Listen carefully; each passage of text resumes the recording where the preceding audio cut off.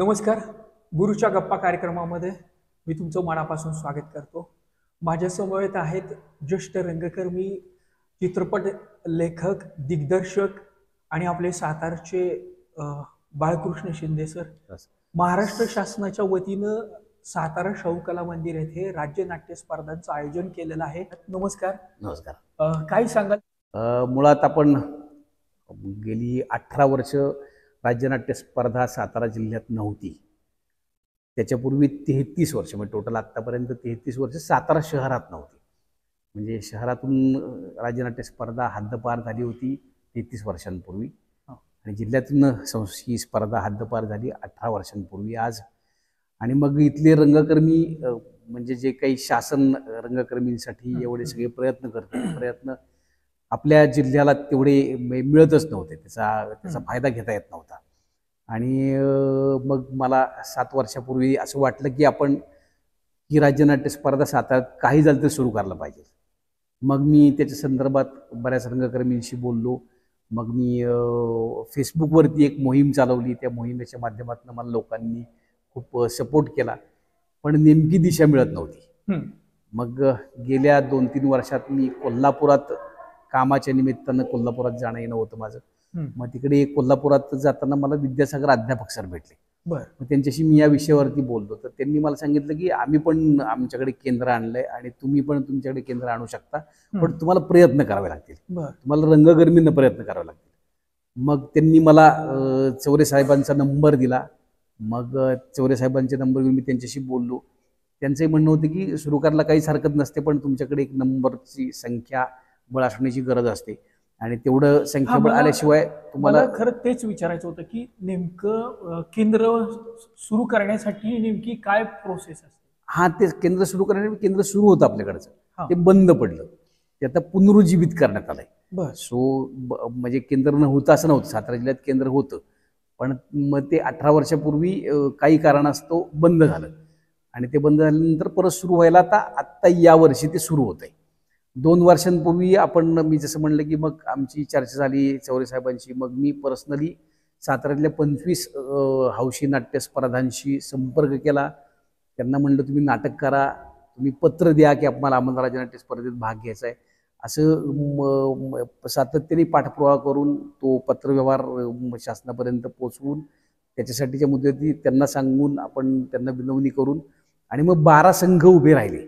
25 पैकी 25 नाही उभे राहिले, पण 12 संघ उभे राहिले. 12 संघ उभे राहिल्यानंतर चौरे साहेबांना म्हणजे साधारण 9 संघांची रिक्वायरमेंट असते एक नाटक पुढे जायला. तर जर 12 संघ उभे राहिले तर आपसुकच मग आपल्याला उपकेंद्र मिळायला सोपं झालं.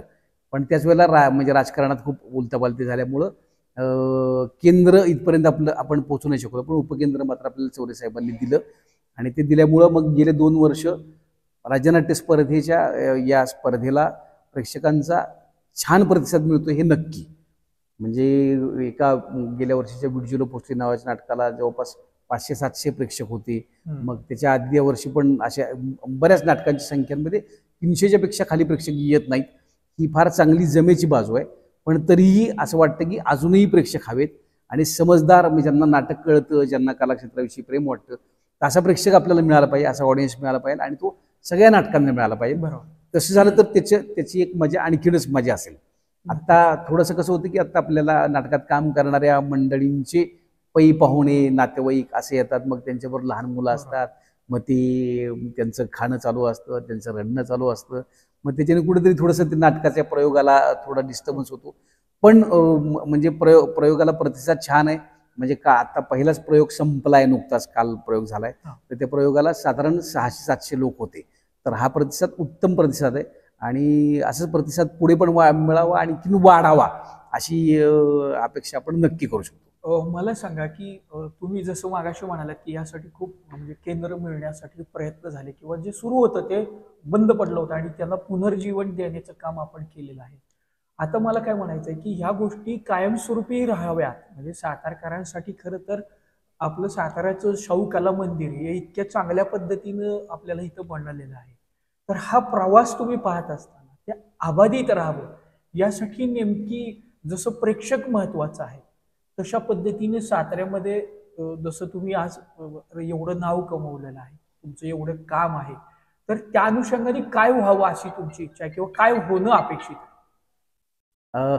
मुळात काय आहे की आता परत थोडंसं राहिलं की केंद्र कसं आलं सांगायचं राहिलं. हं. उपकेंद्र आपल्यापर्यंत आलं, मग केंद्र येतानाच्या मुद्द्यावरती कल्याण द्राक्षांनी, पंकज चव्हाणांनी, महाराज साहेबांना गळ घातली. मग श्रीमंत छत्रपती उदयनराजे भोसलेंनी स्वतः मुनगंटीवार साहेबांची गाठ घेतली. त्यांना सांगितलं की आम्हाला इकडे आमच्याकडे केंद्रावं.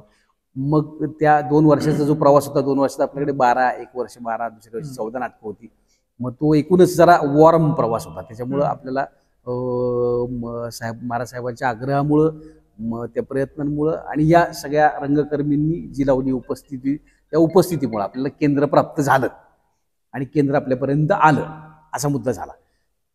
पण आता तो टिकण्याच्या मुद्द्यावरती मात्र विषय असा आहे की जसं या सगळ्या ह्याच्यात जितके संघ आपल्याकडे राहतील, मग एक किमान 9 संघ, मग त्याच्या पुढे 12, मग 15, 20, 25 असे संघ जितके वाढतील तेवढी ती स्पर्धा अबाधित राहील.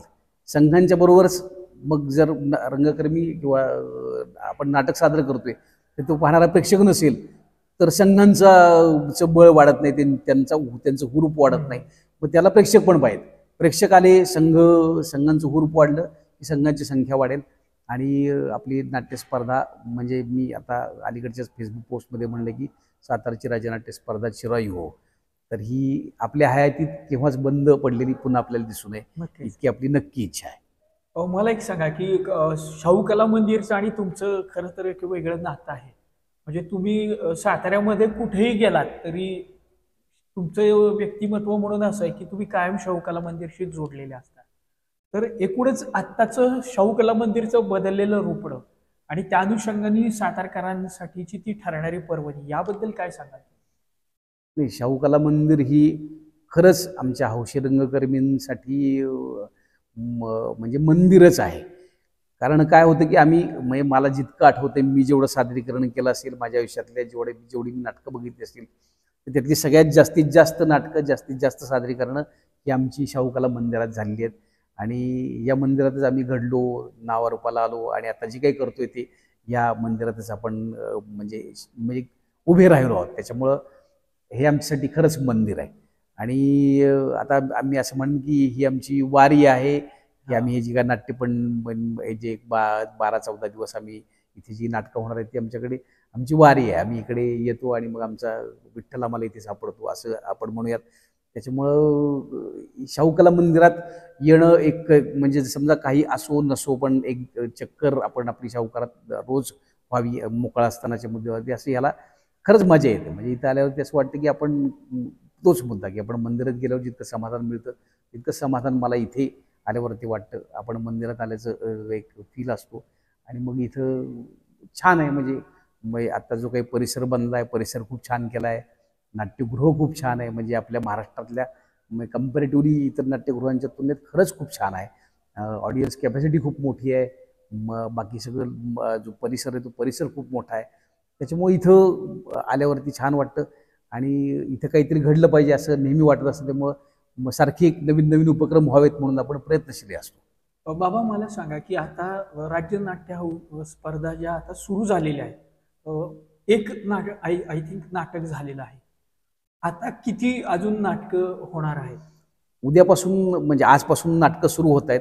ही सलग 12 दिवस नाटकं चालणार आहेत आणि 12 दिवस 12 प्रयोग असणार आहेत. हे नाटक रोज संध्याकाळी 7ला सुरू होतं. तरी माझं प्रेक्षकांना असं आव्हान असेल की त्यांनी इकडे 6:30 पर्यंत पोहोचावं. कारण तिकीट बारीवरती मग काय होतं की तिकीट घेण्यासाठीच्या मुद्द्यावरती जर 700-800 लोक उभे असतील तर त्यांना तिकीट मिळेपर्यंत 7:30 वाजतात. बरोबर. तर त्यांनी जर 6:30, 6:15 जर त्यांनी इथे आपली हजेरी लावली आणि आपली तिकीटं जर कलेक्ट केली तर 7 वाजता त्यांना प्रयोगाला वेळेत जाता येईल, वेळेत बसता येईल. आणि कारण आपल्याकडे 5 वाजता तिकीट विक्री सुरू होते इथे थिएटरवरती. तिकिटाचं दर कसा आहे? किंवा शासनाची स्पर्धा असल्यामुळे याचा तिकीट दर 15 रुपये आणि 10 रुपये इतका नाममात्र दर आहे. हो.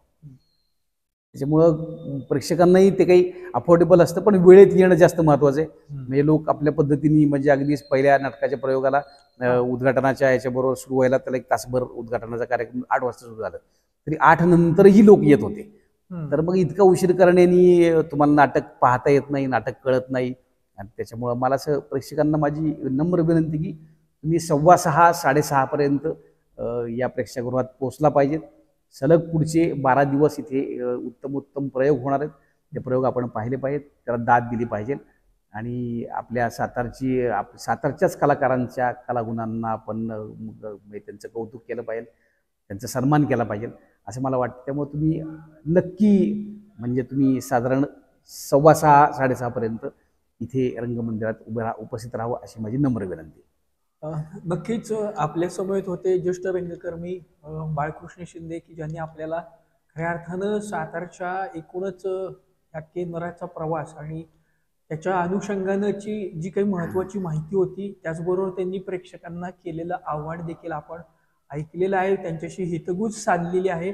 खऱ्या अर्थानं शाहू कला मंदिर हे खरं तर प्रत्येक साताराच्या आणि जिल्ह्यातील रंगकर्मींचं ते मंदिर आहे असं देखील त्यांनी बोलताना सांगितलं. आणि एक वारी त्यांनी आता सुरू केलेली आहे की जी अखंडपणे अविरतपणे यापुढेही सुरूच राहावी असं खरं तर त्यांचं म्हणणं आहे. एकूणच या सर्व वाटचालीमध्ये गुरुच्या गप्पांमध्ये बाळकृष्ण शिंदे यांनी आपल्याला वेळ दिला, त्याबद्दल आपण त्यांचं मनापासून आभार व्यक्त करूया. धन्यवाद. धन्यवाद.